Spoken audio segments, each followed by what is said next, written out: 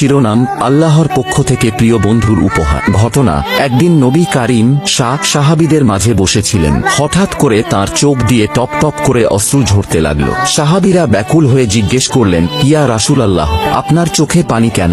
আপনি কি কোনো কষ্ট পেয়েছেন? নবীজি কান্নাবিজড়িত কণ্ঠে বললেন, না, আমি আমার ভাইদের কথা মনে করে কাঁদছি। সাহাবীরা অবাক হয়ে বললেন, আমরা কি আপনার ভাই নই? নবীজি উত্তর দিলেন, না, তোমরা তো আমার সাহাবী। আমার ভাই হলো তারা যারা আমার ইন্তেকালের অনেক পরে এই দুনিয়ায় আসবে। তারা আমাকে দেখবে না, কিন্তু শুধু ভালোবেসে আমার ওপর ঈমান আনবে। আল্লাহর ভালোবাসা। আল্লাহ তাআলা তখন জিবরাইল কে পাঠিয়ে দিলেন এবং নবীজিকে সান্ত্বনা দিয়ে জানালেন, হে মুহাম্মদ, আপনি কাঁদবেন না। আপনি আপনার উম্মতদের যতটুকু ভালোবাসেন, আমি তাদের তার চেয়েও কোটি গুণ বেশি ভালোবাসি। আর যারা আপনাকে না দেখেও ভালোবাসবে, তাদের জন্য আমি জান্নাতে আপনার পাশেই ঘর বানিয়ে রেখেছি। কি বুঝলেন নবীজির ভালোবাসা? সে চাই